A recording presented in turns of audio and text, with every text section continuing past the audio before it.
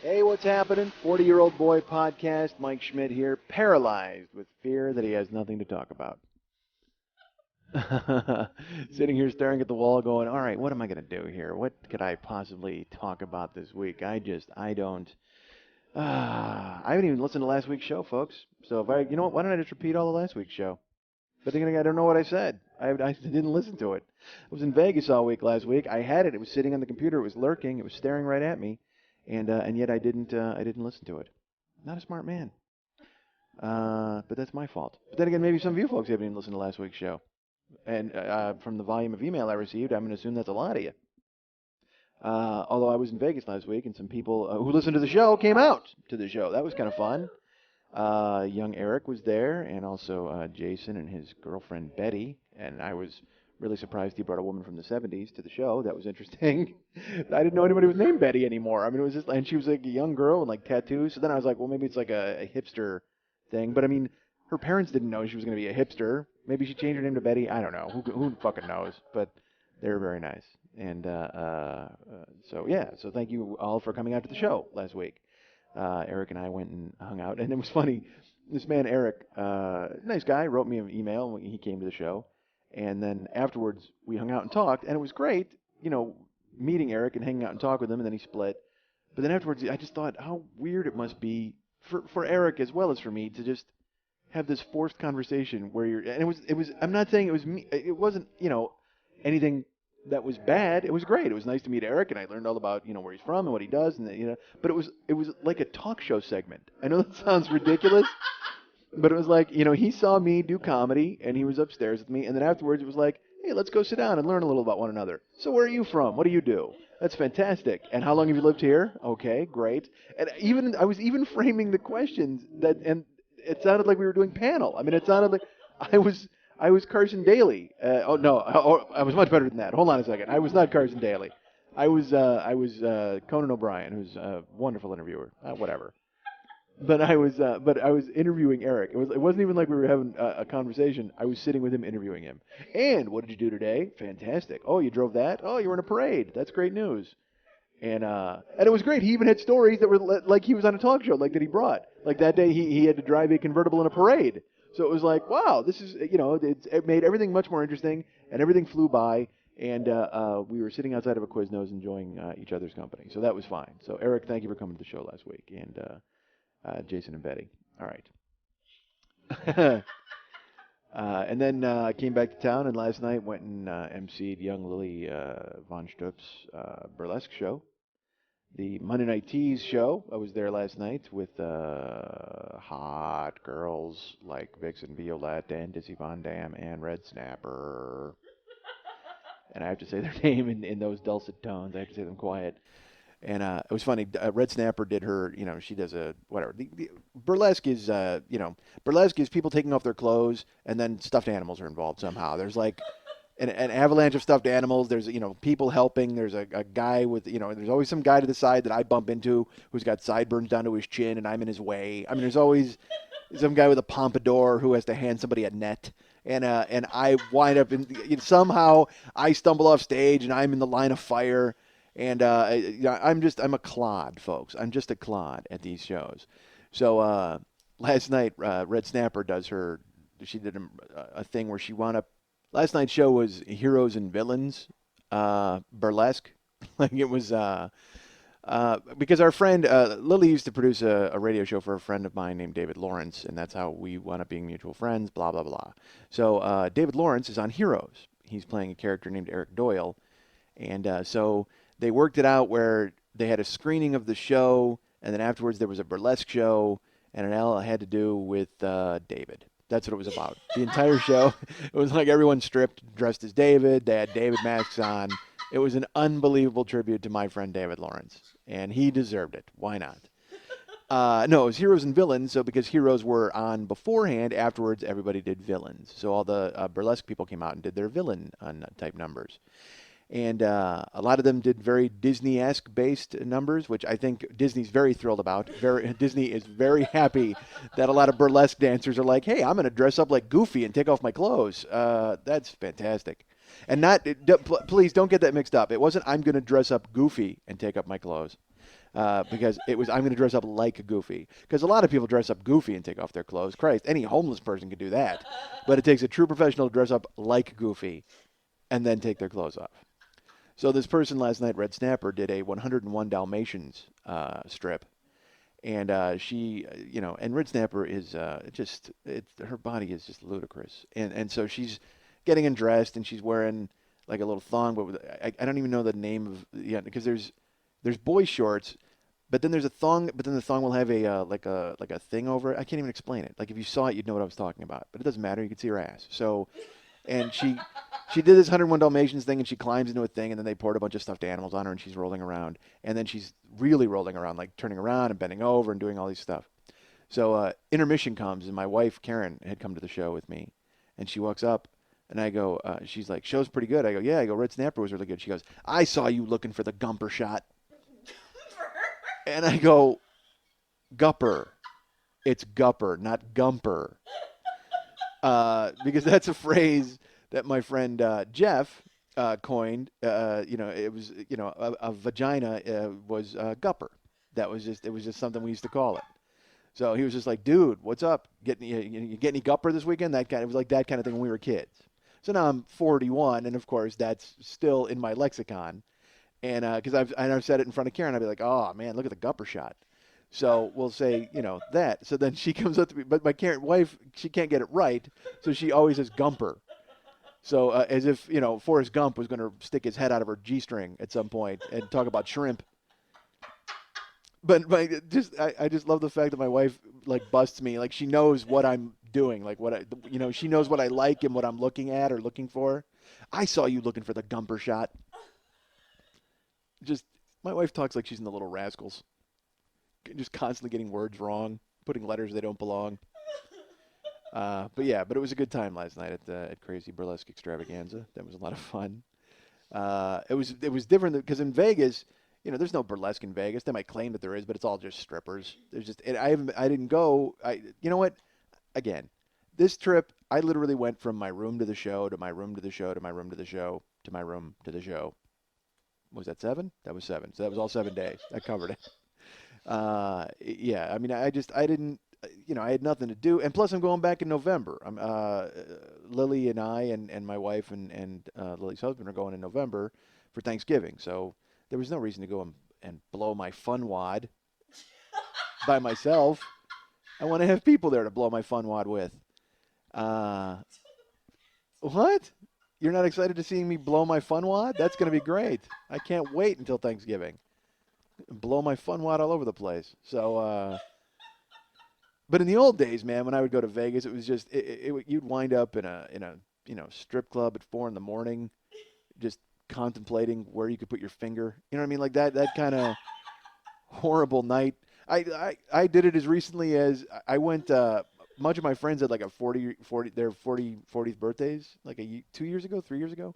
So we all went together, and literally once we all splintered off, because my friends want to gamble, like, and I don't. That's not me. Like I said, my gambling is determining whether or not I'm going to get chlamydia of the hand at some point at some strip club. That's my gamble. By tucking $1 into the wrong G-string, is my thumb going to fall off in a week? That's my gambling when I go to Vegas. Not anymore, but I mean, like I said, as recently as 2 years ago, I wound up. It was 5 in the morning, and you're just sitting there trying to look through the smoke and just seeing those 12-inch lucite see-through heels in your face, and you're just sitting there looking for the Gumper shot. That's what you're doing. 5 in the morning. Me and I think Mex went with me. He and I are just sitting there just going, oh, what's going to happen? Is someone going to come in and make it rain? Are we going to get shot? Who knows? Because at 5 in the morning, that you're really asking for it. At strip clubs in Vegas, you can go at 2 in the morning, even then, and you're kind of pushing it. But at 5 in the morning, that's the dregs. I mean, that's the hardcore guys. That's people who don't like cards. That's who's at the strip club at 5 o'clock in the morning, man. And I'm that guy. I've been that guy, many times on the road and just doing awful, terrible things. Like you go to Vegas and you just do these weird. I went. All right, I'm gonna tell you these two stories, and I I don't know why. Because I'm a sleaze guy. I mean, I enjoy sleaze, or I did at the time. I don't anymore, of course. Although, let's put it this way, I do now, but now it's on the internet, so it's like accessible. So that's great. Because then I don't see myself as being a guy who is a sleaze merchant. Now I'm a guy. They bring, you know what? They pass the savings on to me through the internet. I don't have to go in search of these things anymore. They're just right there for you. It's like all of a sudden, like three keystrokes, and you're like, wow, there's a woman, and wow, that's a Nerf football coming out of there. How did that happen? You don't have to go digging or spelunking or, going around a dark corner or waiting to find it. It finds you, man. You end up at XTube, and all of a sudden, like I said, 6 clicks later. And also, the sheer volume of porn. Has this ever happened to you? I'm sure. I was watching one time just the same thing, clicking through. I saw somebody I knew in a porno clip. That is the weirdest fucking thing in the world. This woman named Jessica, who was a waitress in Tahoe when I worked in Tahoe, all of a sudden I'm flipping, through porn, and there she is, just getting worked by two dudes, and I'm like, what the hell? I mean, I knew waitressing wasn't paying the bills like it should have, and a lot.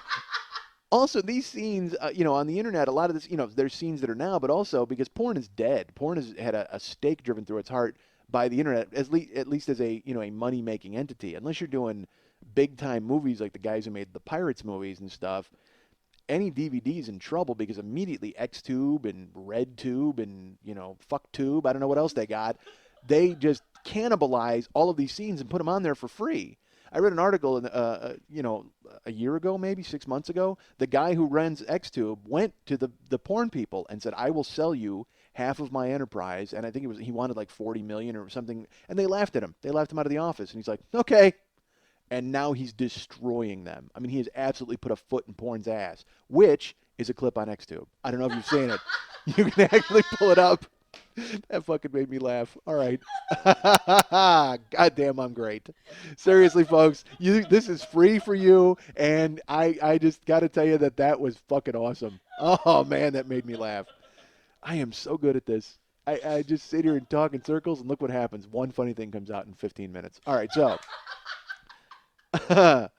So that's, yeah. So porn now, I can find it. Like, I don't know. And that was the thing, is also in my room I had internet access. I paid the $40 for the week, and I was able to just, I got my MacBook, and I'm like, all right, good.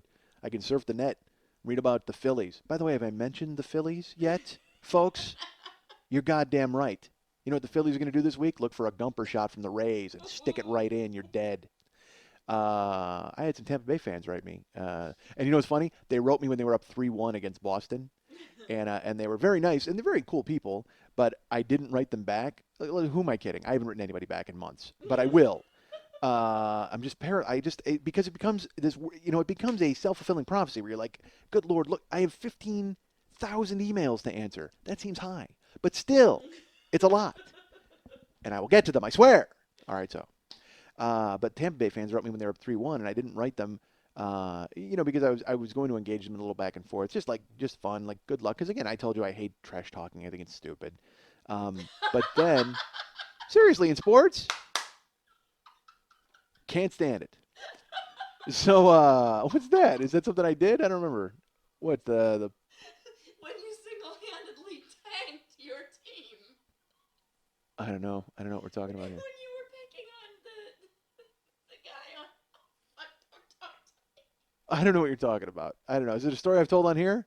All right, folks, then you know that something happened. Oh, when you went to see Mike Schmidt. oh, that trash talk. Well, that doesn't count. Okay, when I was 16, it was different. I mean, it was like then.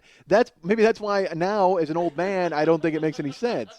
Because there's no point in talking shit. Because inevitably you're going to lose. Only one team wins. There's no point to be a jackass about it.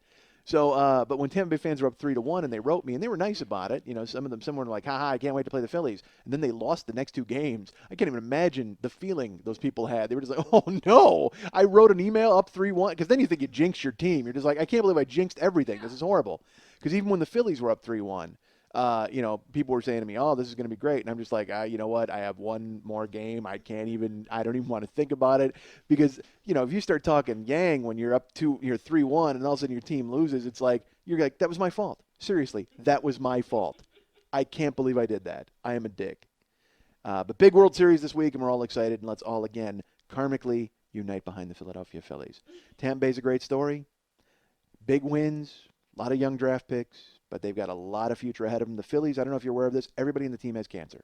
So this is their final hurrah. This is their big, the big, final. This is the autumn of their life. Let's all root for the Phillies to win, so they all have a story to tell on their deathbeds in a year. So that's what I'm doing. I'm cheering for them. I'm cheering for them. That sound like a weird campaign. I'm cheering for them, the Phillies. But yeah, in Vegas, so I paid for the internet, and I can watch porn in my room if I want, or do whatever I want to do. 'Cause I don't have to go find porn because Vegas again, that's you're gonna find trouble if you want, and I have in the past. I told you I went there and we almost got kicked out for laughing at a stripper as she lit her nipples on fire and did a Valkyrie number. That was fun. Um, I used to go. I used to be my buddy's wingman, and I was my buddy Sam, and I would, Sam. Sam was like my buddy used to call him Johnny Jaw because Sam was like really good looking. Sam looked like Freddie Mercury, but like buff, and he was just a good looking guy, and he was real soft spoken, but he was really good looking. So then I would be, of course, the mouthpiece. We'd go to some strip club, and I would be talking to every stripper in the joint, and I would wind up talking to them, and they would hang out with us. They would think we were all cool, and then literally Sam would bat his eyes, and he would fuck 9 of them. You know what I mean? And and I'd be sitting there going, "Hey, anybody want to dance for me? No, all right, good. I'm gonna go jerk off in the parking lot." So, uh, not that I haven't. Well, it's funny. The one time I did, Sam came out to. He was in South Dakota. We were working in South Dakota, and all right, all right. So I always have to stop because I don't know if I've shared any of these stories with my wife or anybody, and I'm like, but then it's like, you know what? She doesn't listen to this fucking show anyway. Who cares? Do you care? I don't care, folks. Write me a note if you care, and then I'll answer your email in 4 months. So. I was in South Dakota working, doing stand-up, and this was at a time when things hit the skids for me, man. I mean, it was like so bad. I moved back. I was living in L.A., and then the person I was living with went bananas on me because I'm not going to bore you with it. So anyway, I had to move back to Chicago. So then I made my way back to South Dakota, and I was working the road. I was doing stand-up. I was in South Dakota, and my car died in South Dakota. So I wound up having to live in South Dakota for a while in the hotel. The guy who booked the shows was a guy named Jeff Connor. Jeff Connor he booked the Rushmore Comedy Tour, and he was a guy who he was a notoriously filthy guy. Like he when you first meet him, he was great. Like he would buy you Chinese food and he wanted to hang out with you and stuff. But then he became just unscrupulous. I mean, he lived in this hotel in South Dakota. It was Sioux Falls. He lived in the airport Holiday Inn. He lived there. Literally had a room that he lived in. You would walk in. He had filing cabinets, and that was his home base. And he ran the Rushmore Comedy Tour out of there. And Jeff Connor, he was an evil guy. Like he would kind of screw you on money, and it just again he could be really cool, and I really liked him sometimes. But then he basically gave me the "I own you" speech one time, and he did because I was my car had broken down, and I was also living at the airport Holiday Inn in South Dakota, and he was sending me to gigs. Like I was like this indentured servant. Like he would go, "Hey, you know what? The other comic's going to pick you up and take you to Bemidji, and you got to work up there this weekend for me." Like I was working off my room but still making money, like pocket money. It was fucking bizarre. I mean, it was just a weird arrangement. So, and by the way, Jeff Connor, so then he disappeared. He was a guy, he was one of those guys, he was a grifter type who did, and again, he, there were a bunch of guys have notorious stories about how he stiffed them on money. Like I said, initially he was great. He'd bring you out for Chinese food and everything was cool, and then the horns would come out and he'd turn into a jagoff. So he disappears one day. Like he just up and leaves the hotel. Like he's gone. He leaves the room the way it is, but he takes all of his records and everything and he stiffs the tour. He stiffs all these people. He's gone. And I'm like, well, I wonder what ever happened to that guy. That kind of thing. A year and a half ago, I'm flipping channels and the show The Contender is on. I don't know if you've ever seen it. It's a show. It's like a reality show where they have boxers to determine who's going to be the contender and he's going to win. Sylvester Stallone and Sugar Ray Leonard put it on. Whatever. Bottom line is, I watch one episode. Jeff Connor is the ring announcer on The Contender, and I'm just like, what the hell? I can't like, and he's going by the name Jeffrey Connor, and I'm like, I can't believe he's still alive. B, he's still using his real name. Because I got to figure there's some feature act out of Washington State that wants to murder this guy because he stiffed him for $95 back in 1991. I mean, it's that kind of weird level of hatred and weirdness. But anyway, so I'm living at the Airport Holiday Inn in South Dakota, and I meet a girl. One night we meet the stripper. We find out, and it's me and my buddy Sam and my brother Lenny. Lenny and Sam have come to town together to do comedy, and I'm there doing comedy because I live there now. Because the car I bought for $800 to leave Chicago made it as far as goddamn South Dakota before blue smoke started coming out of it. And actually, my car was so fucked, like it actually spoke, like it had a voice. It was just like, dude, nope, and then it just stopped. Like that was its dying thing, is it had the ghost of an old man fly into it and say, dude, nope, and just quit right there in the parking lot. So Lenny and Sam are there, and we're there, and there's this stripper, and we went up, there's two girls, and the three of us are kind of working the two girls, and I'm used to this already. I know Sam's going to get nailed. I mean, Sam's going to work one of these chicks. So the other one is essentially just a pork chop on a hook for my brother and I to fucking battle over. And but I'm playing the role, like I'm being really cool about it because I that was the, I wasn't trying, and I think that helped. So it turns out one of the chicks just splits, like she's gone. So now it's 3-for-1. We're all going at it, and I'm like, oh, this is, whatever's going to happen happens. But it's pretty obvious that this chick who is a stripper, who goes by the name of Rocky Mountains, because why not? She's in the Dakotas. I think it was a nice move. I think her real name was Carol. Was it Carol? Again, what's with all these names from the 70s? But her name was Carol. So she's vibing me. I mean, it's fairly obvious. Like she's laughing at everything I say. She's into me, and I can't believe it because Sam is there. I almost want to just go, no, you're laughing at the wrong guy. I'm seriously, Sam there is the good-looking guy with the big hose that you want to take out of here.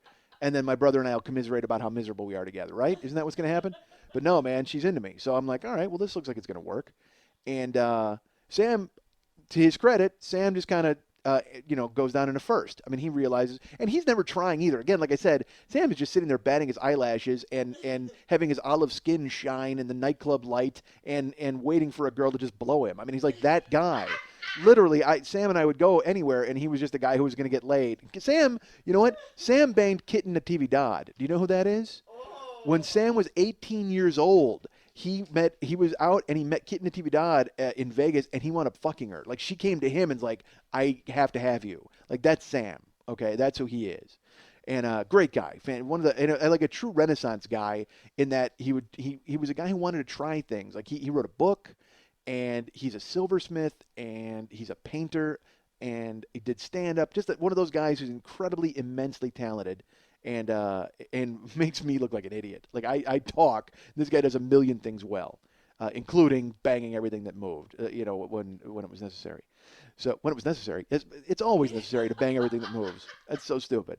So Sam is being Sam, and Sam's like, just kind of bemused, whatever. He's hanging out. He's never tried. He was just there. My brother, however, will not stop. My brother is he's doing every fast dance that he can to try to get this chick's attention and to get her to And I even look at Sam like, is this happening, honestly? Is my brother trying that furiously to cock block me here in this instance? But it seems like no matter what he does, she's just gravitating closer to me. So we wind up going back to her place, the three of us, with her. And she said her friend is there because that's her friend had left earlier. So when we get there, her friend is not there. It's just the three of us and her. And she puts on a little music, and we start drinking. And I'm not drinking, but they're drinking, and we're just hanging out. And the lights are low, and then your head starts to go, all right. This chick's a stripper. She's got three dudes here. Is this going to be a weird train? I mean, are we going to have to pull a train on this chick? And is she driving that train? Like, is she into it? And do I really want to fuck a broad with my brother in the room? I don't think I want to do that, do I? That just sounds awful. I got no interest in unsheathing cock with my brother sitting a foot away. That's going to make no sense. Because seriously, she's going to be blowing me, and then I'm going to look over and just think of, he and I playing baseball when we were kids. It's going to be terrible, which will, hold off the inevitable orgasm, I would assume, because you're supposed to think about baseball. I just don't think you're supposed to think about baseball with your brother. So I'm like, I don't know if I can work a chick with my brother here. So, but it's not going that way. I mean, but it just that thought enters your brain because that thought enters my brain anytime I'm in a room with two guys and a girl. I mean, let's be honest. I mean, I could be on the bus and it's me, the driver, and a chick, and I'm like, is he going to pull this bus over and we're going to work this chick? Is that going to happen? Because I am pathetic and weird. Like I told you, I'm the guy who plays Who Am I Going to Fuck in the Bank. I walk in the bank, I walk into a store, and I have playoffs. I have a NCAA like chart of 64 like that. I have a bracket style system where all of the women in the bank will go in, and I play them off against one another to find out who's at the end and who gets nailed. That's their prize, by the way. I'm sure they're very happy about it. They're like, oh, we get to fuck the fat guy who's depositing his unemployment check. Fantastic. That's exactly what I want to do. Let's take that guy out. I can't wait for that guy to punch Kitty with me all night long. Jesus Christ. Can't wait to grab that guy's hair and ride into town. So, uh, Lenny's there and Sam, and we're all there. And it's getting late now. Now it's around 3 in the morning. And Sam's just kind of like, oh, let's get out of here. And my brother's like, hey, you got Twister? I mean, he's like, he won't go. It's like, dude, you've lost. Seriously, you've been defeated. Because this chick now is like, I think she's in my lap. She might actually be sitting on my head like a turban. I mean, it's like that. It's that evident that this chick is interested in me. So finally, I think Sam and I just may have drugged Lenny and hog-tied him and then taken him out. But finally, he had to surrender. And it was literally like we're pulling him out, and his fingernails are in the rug, and then he's holding onto the door jamb. I mean, it's that bad. So he and Sam get a cab, and they split. So it's me and this chick, Rocky Mountains, and it's so funny. I'm married, and I love my wife and all that. But you know, if you're married and you love your wife, and even if you're single, there are times when you sit and you just go, "Remember when it was just like me fucking strange people? Wasn't that great?" Wasn't that awesome?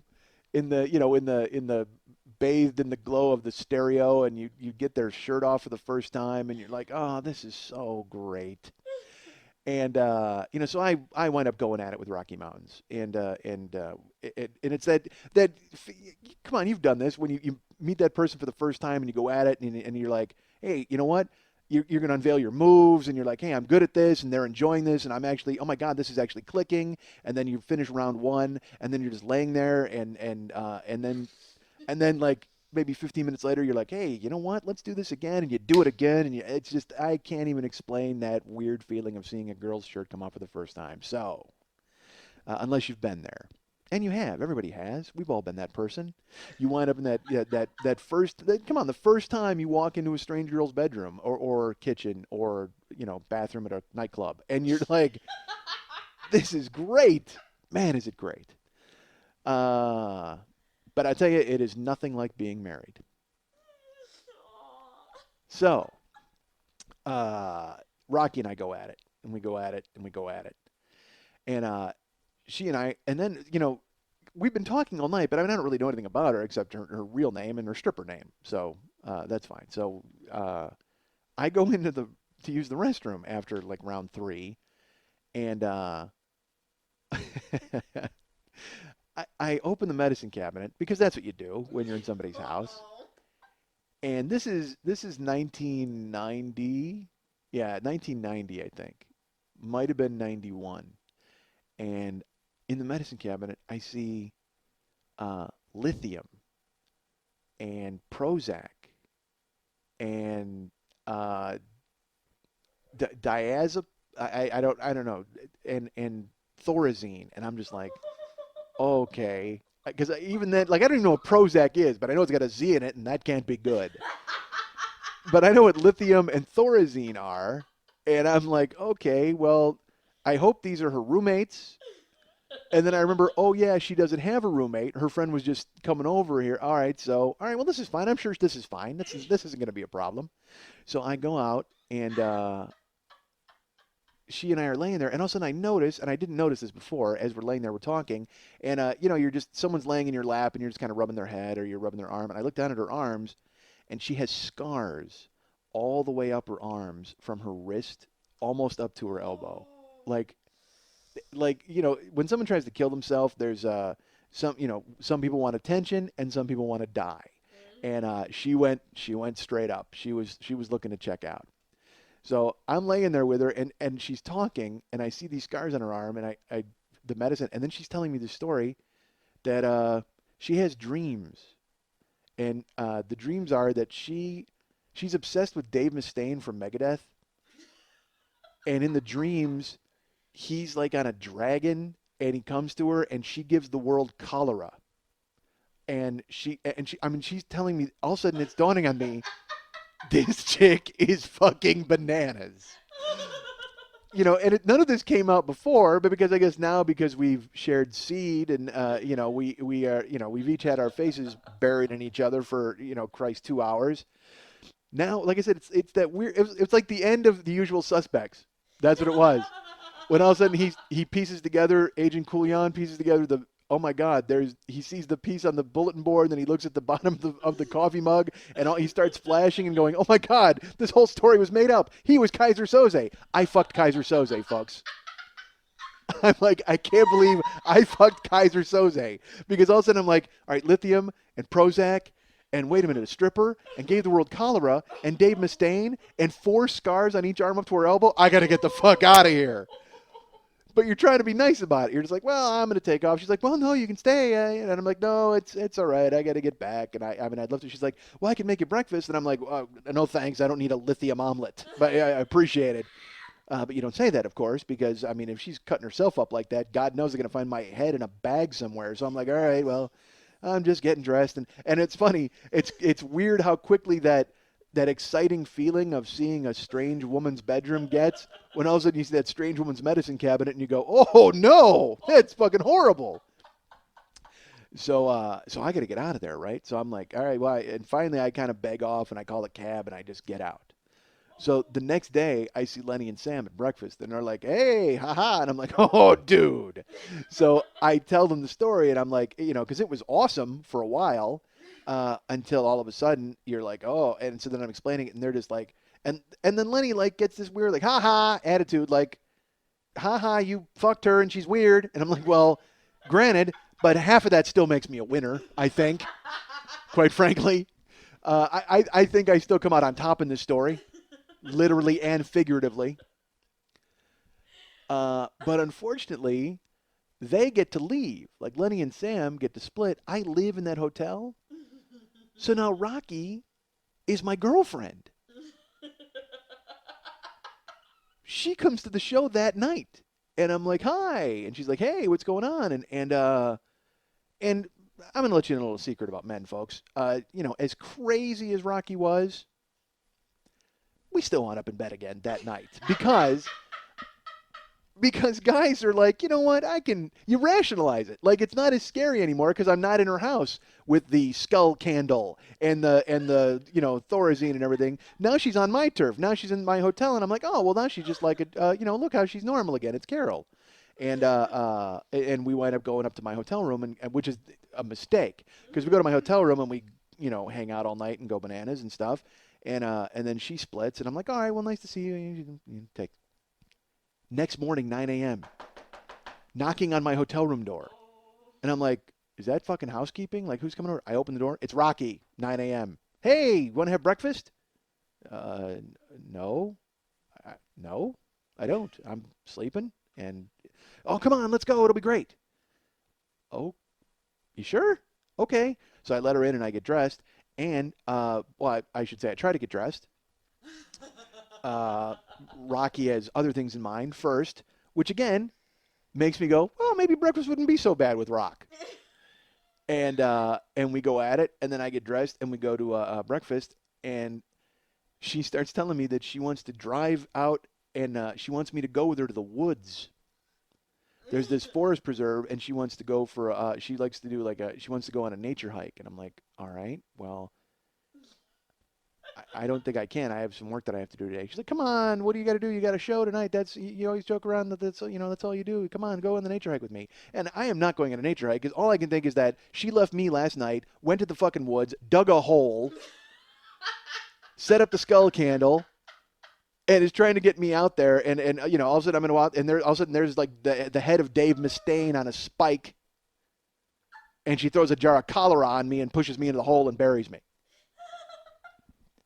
So I go to Jeff Connor and I beg him. I go, dude, you gotta send me anywhere to do stand up. Like, get me out right now. And he's like, well, all right. I mean, I could send you down to Mission, and I don't want to go to Mission. Mission, South Dakota. I had done a show there before, and a guy brought a gun into the club, a shotgun. And I've told this story before. I think I even told it on here. I know I told it on Never Not Funny. I don't know if I told it on this one or not. But basically, I did a show in Mission, South Dakota on an Indian reservation, and there was a white guy in the audience. He was the crazy white guy in town, and he had a teardrop tattooed on his face, and he's like, basically, he's heckling me, but not like, you're not funny. It was heckling me like, I'm going to rape you, like those kind of heckles. And finally, I buried this guy. Like, I was obliterating him, and these people are laughing, and there's only like 12 people in the audience, but I'm killing because all I'm doing is making fun of this idiot the whole time. And he goes, oh yeah, you think you're fucking funny? He goes, I'll fucking get a gun and shoot your ass. And I go, you know what? That would bother me if I didn't think you were too stupid to know how to use a gun. So he gets up and leaves, and I'm like, I win, folks, I win, and I'm like really happy. And all of a sudden, after like 5 minutes, I just see him turn the corner with a shotgun. And the proprietor of the bar stops him, and literally, this is all I hear. Now, Earl, calm down. That's all I hear. Now, Earl. Like, they're going to calm him down as he's got like, this happens all the fucking time. Like, I picture him doing it down at the Baskin Robbins or down at the gas station. You know, someone's like, hey, you know what? You guys got any ho-hos? We're out of ho-hos. Now, Earl. He's got a fucking shotgun. So Jeff wants to send me back to Mission. I go, dude, I'm never reading the name Mission again. I'm not even Mission. I won't eat Mission tortilla chips ever again because of that goddamn show. I won't watch Mission Impossible. I want nothing to do with the word. He's trying to figure out where to send me, and finally he decides, you know what, go to Aberdeen.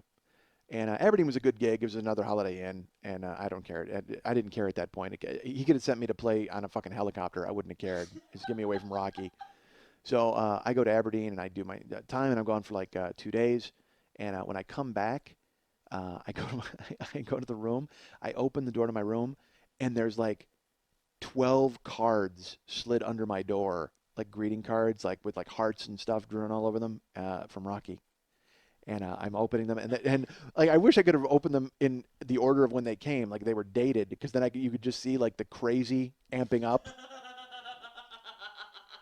But like one of them, she actually drew me, like drew my face, like, and she's like, "Oh, I drew you from memory because you've been going." I'm like, "Oh my god, I can't believe this is happening." And I just left town. I wound up getting my car was fixed, and just fixed enough to get me back to Chicago. And I didn't even I said, Jeff, I'm leaving, and he's like, that's fine, go. And so I split. And I kept the cards. It's so funny. Like, I kept the cards and I would look at them. Like, because here's the thing about guys, and guys will back me up on this, although they probably won't if you're married to them. Uh, when you're in that situation, okay, and you get the cards and you're reading them, you know, and you're in a crazy situation with some chick, you're just like, I got to get out of this. This is fucking insane. I have to get as far away from this as I possibly can.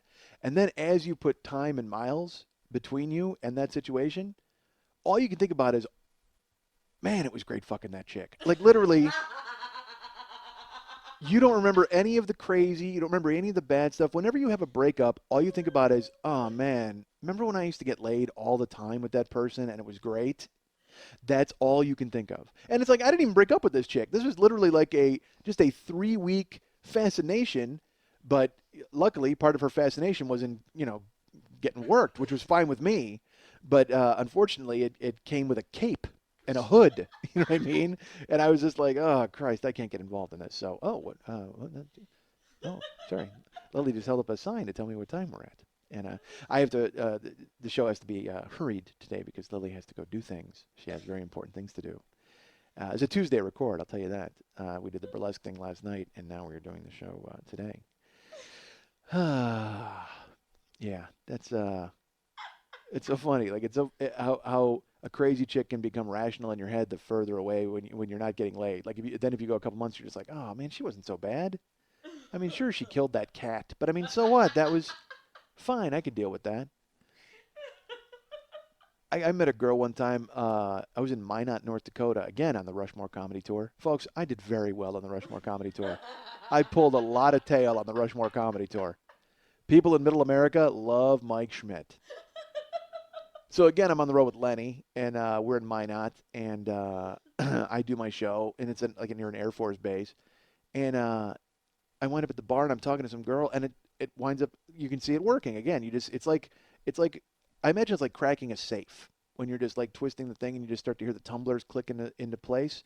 That's what it's like when you know you're clicking with some girl. So I'm clicking with this girl at the bar, and she's really cute. I mean, she was, I, I'm going to say hot, especially for North Dakota.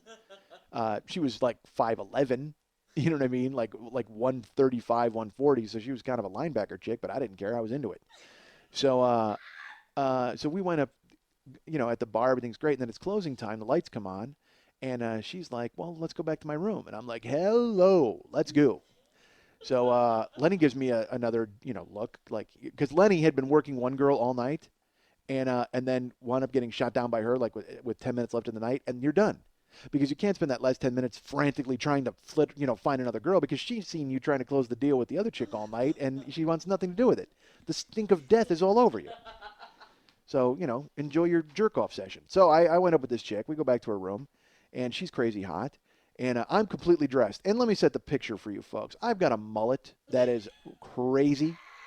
This is a Mike Schmidt long, like I'm talking past my shoulders mullet. I mean, and I'm wearing Hammer pants, like MC Hammer. Again, we're back in the early '90s, folks.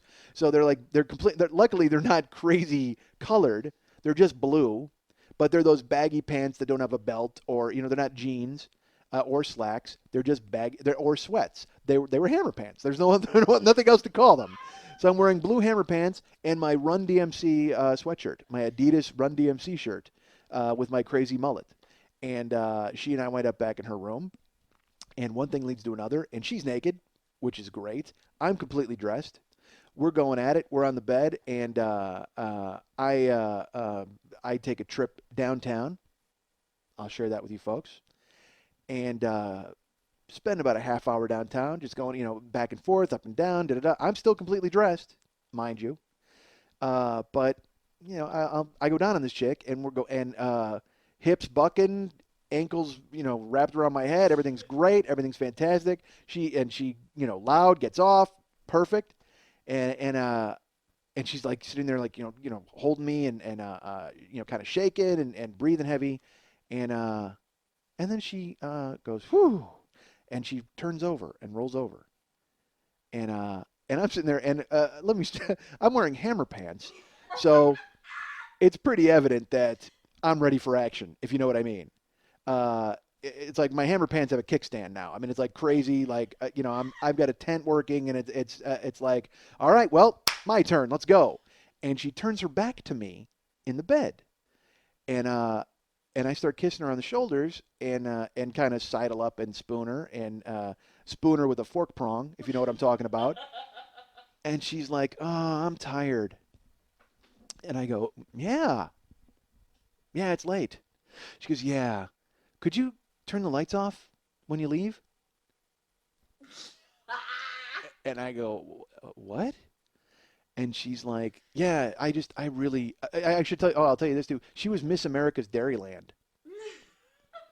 So she was in town because she was also a spokesperson for Caterpillar and also like GM. So she was there for some trade show. She was a spokesmodel at a trade show. And so she was hot. And now she's just naked and happy and rolls over and says, "Yeah, could you turn the lights off when you split?" And so now you don't know what to do. And so I just kind of like, "Really?" And I scooch up and, I use my cock like a door knocker and, poke her in the back a couple times like, "Hey, how about a little something for the effort?" And she's like, "Yeah, I really got to get up early." And I stand up. And this is around the time Mike Tyson had gotten arrested.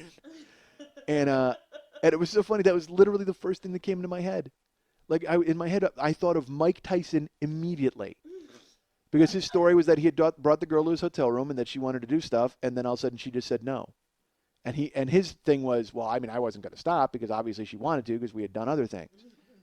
And so I'm standing there, and imagine how ludicrous I look in my, with my mullet and just this hard on straining to get through my hammer pants, and I'm standing her, and she's almost asleep now. She's just nodding off, and I just went, all right, and I turned around and left. I turned the lights off and split, and I'm walking down the hallway. With raging hard on, in hammer pants, literally crouching down, trying to make sure, like, because if anybody walks out of the room, I look like a nut. Like, who's this idiot walking around with a hard on in the middle of the night? But it was like I got chicked. That's what I. The next morning, Lenny's like, "How'd that go?" And I go, "I got chicked," because now I know what it means when a chick would get, the guy would get laid and then just roll over and go to sleep. I got chicked. I went down on this chick and everything was great and I had a great time, and then all of a sudden it was my turn. It was like, "Hey, see you later." Really, Miss America's Dairyland? Terrible. So I guess I had luck technically on the the Rushmore Commodore tour, but not really luck, I suppose. I guess. Well, let's put it that way. Why did I even start talking about this? How did I? Because I was in Vegas. I was talking about the horrible things in Vegas. I did. You know what? Well, because in Vegas, it used to be like you would just wander out because there's that is if you want to get in trouble, Vegas is a good place to get in trouble. Before Craigslist, Vegas might have just been called Craigslist, Nevada. I mean, it was like you could meet anybody and do anything in that goddamn town. I wound up. All right, this is. I was in an adult bookstore once in Vegas, and it was just a hellhole one. I mean, it was just really bad, and but it was like, you know what? Let's go run off a badge and get the hell out of here. So I wound up in this adult bookstore, and there was a glory hole in the booth I was in. And unfortunately there was one in every single booth. It's not like I picked the one with the hole. Every single booth had a glory hole. So I had to sit in there, and I'm just like, all right, well, that's fine. I know what that is, but I don't care. So I'm watching a movie, and I'm sitting there, and a guy in the next booth sticks his dick through the glory hole. And it's so weird to be sitting in you're in a dark room and there's porn playing and it's just the flickering light images, and just out of the corner of your eye you're just like, like it's almost like a nature special, like like, oh, the squirrel rears its head and peeks in to find out if there's anything worth eating in this room, like that kind of deal. So I'm like, I see it and I just go, and again, I'm familiar with what they are and I know what they're for, but it's like I'm not interested in them, and that's fine. That's the way it goes. So I just continue watching my film because I'm very into this film. I don't want to lose the plot for a second. I don't want to turn my head away and realize that Ginger Lynn somehow met Harry Reams and they got together, and I don't know why they got together. I need to know why they're so attracted to one another.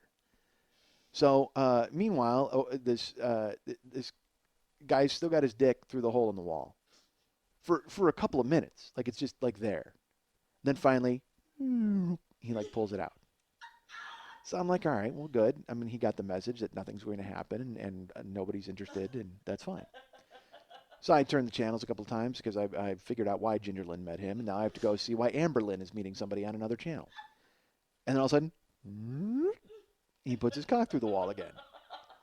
It just kind of pokes its head in and it's looking around, and again, it's like like a parrot or something. It's just like, hey, what's going on here, fellas? You know what I mean? Just like cock comes through, checking it out, and it's like a metal detector, but it's looking for mouths. You know what I mean? It's like a mouth detector.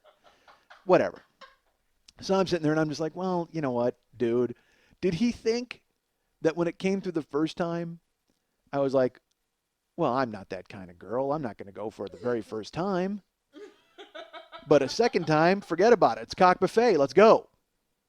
I mean, who puts it through a second time? It makes no sense. So I just sit there and it's there, it's lurking, and I can see it out of the corner of my eye, and I'm just like, well, I'm not interested. And I mean, obviously he knows I'm not interested, but I don't know the etiquette. I don't know if there's a secret knock, or if I'm supposed to write a note that's like, no, thank you. Or if I'm supposed to, just tap it, with a pen or something and just go, yeah, I don't think so. Yeah, I don't know what's happening. So I'm sitting there, and then all of a sudden, he pulls it out. So I'm like, okay, good. He understands. And then I'm watching the movie, and like a minute goes by, and then I hear, hey. And I'm like, what? And now I'm praying it's not the cock. Because I'm like, if that cock just said hey to me, we've got a problem. So I look over, because again, it's dark and you can't really tell. So I look over, and all I see is an eye looking through the hole. This guy's looking at me now. And I look at him, and then he puts his mouth in the hole and he goes, hey. And I'm like, yeah? And he goes, there's a glory hole. And he does. He sounds like Oscar the Grouch, by the way. I think I can't tell. He's talking to me through a hole in a wall. I don't know how, full throated his voice is. I don't know what's wrong with it. But he's now I'm having a conversation through a hole in a wall. All of a sudden I'm in V for Vendetta, and I'm talking through the wall with the prisoner in the next fucking cell, who keeps jamming their cock through. But he just goes, hey, and I go, yeah, and he goes, there's a glory hole. I go, okay. And he goes, well, you don't go in a booth with a glory hole if you're not going to suck a dick. And I'm just like, okay, I'm just watching a movie. I'm like, I'm not bothering you. And he goes, fuck you. And I'm like, what? Why the hostility? What's happening? And again, with the logic, he goes, you don't go in a booth with a glory hole if you don't want to suck a dick. So now I'm learning the etiquette on the fly from this eye, mouth, and dick in the next booth. So part of me wants to, now it's so funny. I'm indignant. Part of me is like, fuck you. But then part of me actually wants to have this argument and go, you know what, dude? You're in a booth with a glory hole. Why don't you suck my dick? But I don't say that because part of me knows that he's going to go, all right. You know what I mean? I don't even want to get into that conversation. I'm going to have logic with the disembodied cock in the next booth. It's not going to happen. So I can't, I'm just stunned that I'm even having this conversation, quite frankly. Because literally he's just a mouth, an eye, and a dick. And that's who I'm arguing with. It's like a science experiment is having this long conversation with me. And I'm like, look, dude, I'm trying to watch a movie for a quarter. I don't understand what you're doing. And then he's like, you don't go in a booth with a glory hole if you're not going to suck a dick. And then part of me, I'm pissed because he's like yelling at me. So I'm sitting there and I just go, all right, put your dick through again. Because I'm going to punch this guy in the dick. I mean fucking hard. I am going to fucking just right hook his cock, and I hope it breaks off. Because you know what? I have never been yelled at to suck a dick before in my life. And I don't know why he thinks that's effective. But I just sit there and I go, okay, put it through. Because I'm not kidding you. I was going to kick it or I was going to punch his dick. I was going to punch this guy right in the cock. And right when he's just got his eye poking through, and then someone tries to open the door because he didn't have any money in his booth. So they start dun, dun, dun, they go, you got to put money in and you got to leave. And he's looking through at me still, and he just puts his mouth up to it and he goes, fuck you. Just Oscar the Grouch, and he leaves, takes off. And I'm just sitting there, and now my movie's run out, and I'm just like, well, I'm getting the fuck out of here. I don't know. But, of course, I waited about 5 minutes because the last thing I'm going to do is run into Oscar in the parking lot and get cock-stabbed. So it's good that the internet exists and I can get my porn in my room now, and I don't have to venture out in a fucking crazyville. All right, you guys can write me, Mike at MikeSchmidtComedy.com, or you can go to MySpace.com/MikeSchmidtComedy and get me through there. You can also get me via phone, but if you have my phone number. If you don't, then good luck. But if you've got it, you've got it. And you know you've got a direct line to me at any time, day or night. But otherwise, MySpace.com/MikeSchmidtComedy, MikeSchmidtComedy.com. That's Mike at MikeSchmidtComedy.com. Please go to iTunes and subscribe. Please go to iTunes and leave a review. Please leave a review somewhere else on the web. Maybe go to Technorati. Tell them about my show. I don't know if you would or you wouldn't. Who knows? Who cares? Also go to ComedyFilmNerds.com. Go there because I have a couple of pieces that are up now. I'm going to have a Halloween piece up. And I'm also doing a thing. I'll tell you about it more. It's in November. We're doing a panel cross-paneling podcasting thing. I don't know, with comedy film nerds and a comics podcast that I will get the name of eventually, and I will promote here. But it's not till like November 19th, so we got plenty of time to deal with that. So again, like I said, write me and post reviews about me, and also go by season 1 of Never Not Funny. They're already on season 4, so I don't know. Season 1 is long forgotten, but season 1 is the one that I was involved with, and I get money every time you buy it. Okay? Okay. Buy it. Send me money. Okay. Going to see Saw this weekend. Saw, what Saw is it? Are you going with me this weekend? Are you Saw know? 5? Yeah. We're going, right? Are you going? I'm in. Saw 5. I've seen the other 4. Hated them all. Saw 6. No, Saw 5. Saw 5. Hated them all. I not all of them. It was like I've seen them all, and they're all ridiculous, and I laugh at them, and yet I still go and see them. I am the worst for that. I just because I see horror movies. Like, you know, I don't see those ridiculous horror movies like Final Destination where a guy on the highway got killed by a log. I mean, I'm not, you know, that's not interesting to me. I want to see weird like monsters and gore and the, you know, I thought when I saw the first coming attraction for the first Saw, I fired off to Pat Francis. I'm like, dude, are you kidding me with this? But it was funny because then they tried too hard even in the coming attraction because it actually had the words, it was a red band trailer and said, how fucked up is that? And I was like, dude, you don't have to say that. It's fucked up enough that you got a little doll on a tricycle. That's it. I'm in. You don't need to show me anybody. You know, if you just have that scary Jigsaw voice and you see that doll on the tricycle, I'm in. You don't have to show me anything else. I'm absolutely seeing that movie. We saw a trailer for another movie. It's like a vampire movie from Finland, which sounds like the gayest plot ever. I mean, it just sounds ridiculous, but it looked amazing. Pick the Right One. Is that what it's called? Pick the I don't know. Seriously, go look it up. Vampire movie from Finland, and it looked so good. So I can't wait to see that. And then I saw. Why am I doing? All of a sudden, it's like the end of the movie. It was all trailers, folks. Listen, this is like the coming attractions, but at the end. I saw coming attractions for a movie called The Soloist. Have you seen that with Robert Downey Jr. and Jamie Foxx? It's like the weirdest. I guess it's a true story, but it looks like it could never be a true story. Jamie Foxx is a homeless cellist who's crazy, and Robert Downey Jr. is a reporter from a newspaper who finds him and puts him in a hospital and then gets him a cello and helps him, and then he becomes friends with him, and then they're pals, and then Robert Downey Jr. He cries, and it looked horrible. But it also looked like, literally, they should just name that movie, Hey, Give Us Oscars, because he's homeless and he's nuts. Like, he might as well just be, if he was retarded and paralyzed, forget about it. He'd win 5 Oscars they would literally name him Best Actor for the rest of his life, because it's every single trick and tick and acting nonsense thing that you could possibly put into a movie all in one guy. He's a homeless, crazy guy who plays the cello. And again, it's a true story. Nobody dreamed it up. This actually happened. And I want to know how that happened. I've seen the homeless. They don't seem like they could play any classical instruments. I've never seen a homeless guy with a flute. That doesn't make any sense. Seriously, how many times have you been on the road and you've seen a homeless guy with a triangle? That doesn't make any sense at all. None of these homeless are musical. They're trying to find a goddamn house. That's the point. Homeless, no house. Where do you store the instrument? Nowhere. I don't get it. It makes no sense. The closest thing I saw to a crazy, like a homeless person who was musical in Chicago. And I didn't even, my buddy Jeff used to see this person every day on the way to work, and then finally I was down in Chicago and I saw this person with him once. There was a homeless person who would stand in a doorway downtown Chicago and do a shuffle dance and go, have a good day, have a good day. That's the closest I've got.